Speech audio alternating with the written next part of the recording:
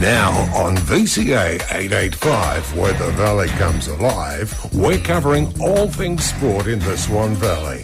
This is In the Sheds with Albie, Brucey and Donnie. That's right, you are in the sheds. It's that time of the week again, and I'm Albie, and I'm being joined, as I am every week, by Brucey and Donnie. I've actually never introduced myself on the program. It sounds really, really weird. It did very much so. It felt kind of weird over here. It does, doesn't it? Yeah. Awkward. How are you, mate? I just assume that everyone knows who I am now. G'day, Albie. How are you? Oh, mate? Fantastic, mate. We are into double figures. We worked out. We put up the podcast. This is 11. This is 11. Didn't salute? No, we didn't realise until we put the two feature episode last week. That was how we celebrated getting to double figures. And we didn't even. It's probably put 8 anything more on than there. I thought we'd get to, so there we go. Yeah, and it's about 9 more than I thought we'd get. Yeah, and the amazing thing is we haven't dropped any F-bombs yet. So, and if for people that know us, that's a huge accomplishment. For those out there, if you want to download our podcast, you will hear the first swear word on our show. See if you can pick it up. Yeah. It wasn't us. Listen carefully. There will be a prize. It's just in the background, but you do hear it. It'll be an autographed 88.5 T-shirt, as worn by. Well, I can't say I haven't worn it. You haven't worn yours, Brucey, so you can't say it's. Right, we've got a big show today. We're going to keep up to date with the scores as far as the soccer goes. We're currently sitting up 1-0. 1-0. We're in a very good position for Australia, but we actually have some breaking news, and it's pretty exciting because it's actually like state level breaking news, and from what we can see, no one actually knows about this yet. Do we have the breaking news sort of sound grab? Yeah, that's the one. Do we have that? It's coming in on the telex. No, we got nothing. No, we need to get onto that. In the Sheds exclusive. It is an In the Sheds exclusive. So we've found out today that Dan Wulf, so former AFL player, former Swan Districts player, has actually been appointed as the reserves coach for the Swan Districts Football Club. So massive, massive achievement there for him. He's been part of the club for a long time. He's been actually involved with the development as a development coach there for quite a while now. And just today appointed as the reserves coach for Swan Districts. And it's looking promising that we're actually going to have Dan on the show next week. So first we've had Simon Isons, and next week we're going to have a former AFL player. So we're doing pretty well with the guests. And Donnie's getting all excited at the moment. Donnie, what has just happened? 2-0. 2-0. 2-0. There's a penalty. There was a handball in the box, and the Socceroos, they're up 2-0. Pretty hard to see them getting beat from here now. Who scored? It was Yedinak again, so from the spot. Stand up if you're 2-0 up. Fantastic. All right, we will keep the live scores coming for the Australia versus Honduras, and very, very good position now. What minute are we up to now, Donnie? Yep.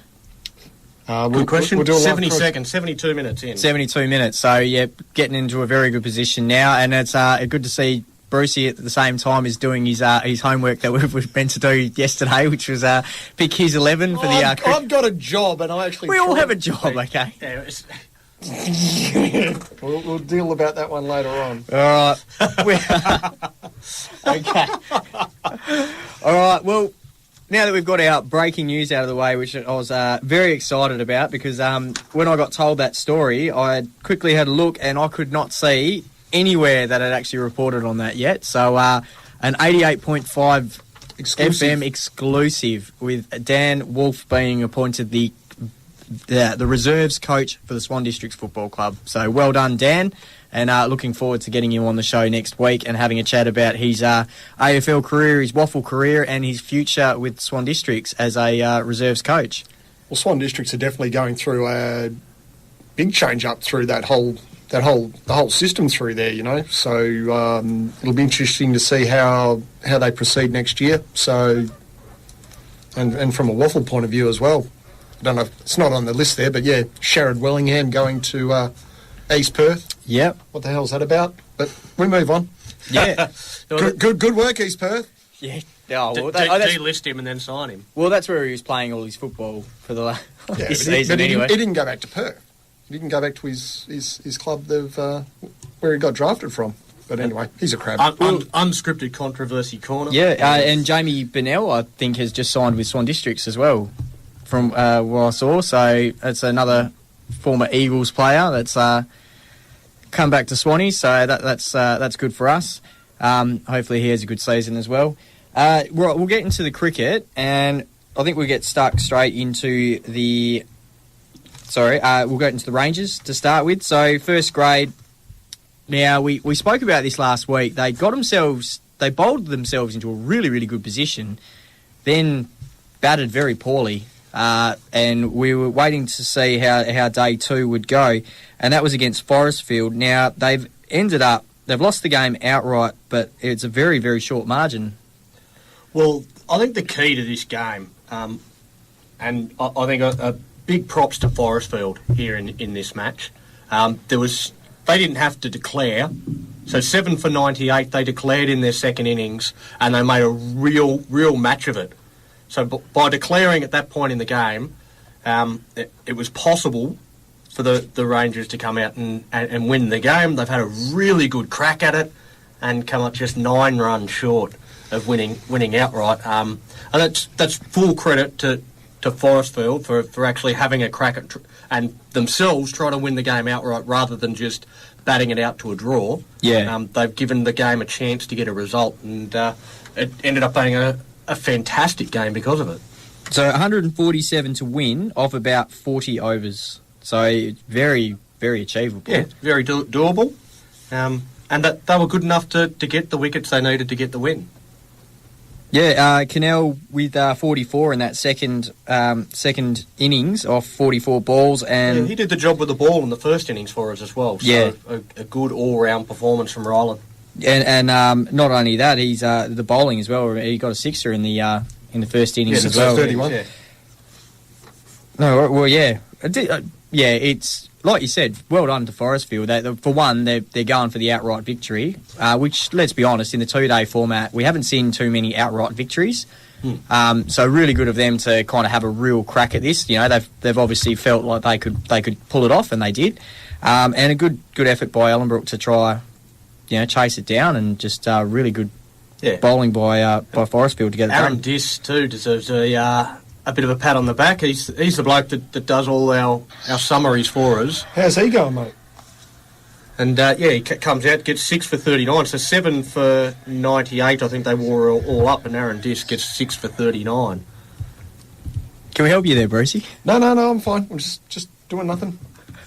Brucey's going for a score update, and I wish we had a kangaroo court for the radio station. Anyway. No, big shout out for Aaron. We contacted the Rangers a couple of weeks ago, and asked them if we could get someone who would who could send us through match reports each game, and he's fantastic. Like, we're getting on a Sunday, like, we're getting a full 2-page review basically on the games, and that's so really appreciate it. So quick, is he at every game? Yeah, it feels like it, doesn't it? Well, they're all at the same place, so. So third grade, they had the win. Now again, we said last week they set themselves up very, very good position, 10 for 258 with Sleeth 95 runs. Maylands, they had a good crack at it, 8 for 230, so not too far off the mark there. Yeah, so I mean a good win. Sorry, Bruce. Sorry, everybody. I'm just like a little schoolboy here. I'm trying to read Donnie's notes here, and yeah, here we go. All right, I was trying to get it up. Yeah. See, that's what happens when you don't do your homework the night before. I know. Jesus, just think of where I could have been if I'd. No, I would have been still in the same spot. So, got to keep rolling, people. With radio here. Sorry. Basically, third grade, they won by 28 runs, correct? Yeah, that is correct. They very good position, setting themselves up, 258. Maylands 230, and the bowlers, Brandon Morton 2 for 45, Bailey Saunders 2 for 21. So really good effort by them. We'll get into, there's 2 one-day matches as well. One at Pickett Park against Bullsbrook, and one at DeLacy Reserve, which was against Maylands. Ellenbrook smashed Bullsbrook. Absolutely smashed them. 8 for 152 versus 6 for 242. Nathan Carr, 62, not out. Singh, 29, Yadav, I think it is, sorry. They've seen 51. Ashiadav. 35, 35, 19. yeah. Doesn't like running. That's all right. That's good. Yeah, that's it. That's how we like it. And as far as the bowling goes, 2 for 33 by Fadal. Good effort by him into the C grade. Unfortunately, they had a smashing. Maylands wins that one by 144 runs. Maylands 10 for 229. Ellenbrook 85. So disappointing effort there by the guys. So I'm sure they'll look to bounce back next week, and we'll get into the fixtures for Dave Reeves top scored 23 or 36 to get 23 out of a total of 85. Not out. Maybe he should be batting a bit higher up in the order.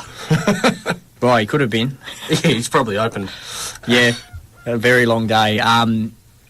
Yeah, disappointing. Very big, mind you, in saying that, Mayland set a very, very big score to chase. So definitely we'll have to keep an eye on Mayland, see how they go for the rest of the season. No, that's it. 229 off 38.3 overs. That's going. That's going hard. So we'll move on to Swan Valley. Now the first grade lost to Wembley. What happened here? This is absolutely amazing. So, like we said last week, Swan Valley wiped out Wembley 10 for 166. Very achievable score for first grade 2-day game. And they started the innings 2 for 54. They've ended up having a complete collapse, 10 for 97. 8 for 43 they lost to start the day. And absolutely phenomenal. No idea what happened there. Very disappointing for the guys. And then Wembley's come out and smacked 7 for 190. 290. Sorry, 290. Yeah, can't even read my own writing. There we go. 7 for 290. 7 for 290. So nothing wrong with the pitch. That was my first thought. If they get bowled out, well, maybe the pitch was a bit dodgy on the second day. But they come out and they made 7 for 290, so there was nothing wrong with it. Very, very disappointing effort there by the first grade. I've spoken to a couple of people at the club, and there's no explanation. It was just an absolute collapse. Phil Adams had a very poor game, and he's been quite convincing as the captain with his batting in the last few weeks. I think he only scored about 10. Just really, really poor effort by the guys, and hopefully there will be a bit of hard work, and be looking forward to the game this week. Bit of soul searching this week before the game against Bentley, and a good chance for them to get a win. Both teams are sitting at just one win for the season. Yes, it's a good chance to bounce back, I think, against Bentley. So Bentley's only win was against Balcatta. Balcatta did beat Swan Valley, but they're coming off an 86-run loss to Murdoch Uni, so a good chance to bounce back, hopefully, and start climbing up the ladder and putting some wins together. Yeah, definitely. The sixth grade, they had a great win, over 200 win outright. Very well set up on the first day against Whitfords by setting a target of 279. They bowled Whitfords, sorry, I've got it written down, 10 for 104. Howardson 3 for 12 off his 6, and Singh 4 for 40 off 12.5 overs. Very, very commanding victory. They came out to bat, and basically, I think I didn't write it down. The Whitfords basically called it and said, "Nah, we're declared. We've had enough." Yeah, we've had enough. They had a very, very big target. A few beers That sounds like it.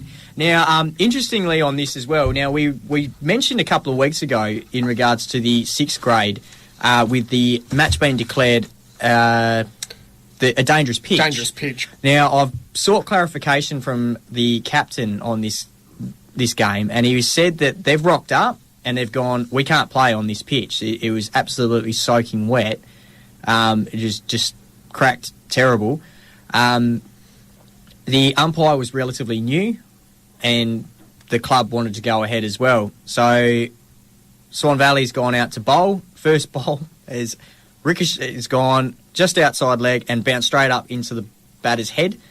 And they've gone, okay, we agree now. We're dangerous pitch. So they called off the game. So one ball was actually bowled on that game. straight into the wet patch and straight up into the bowler's head.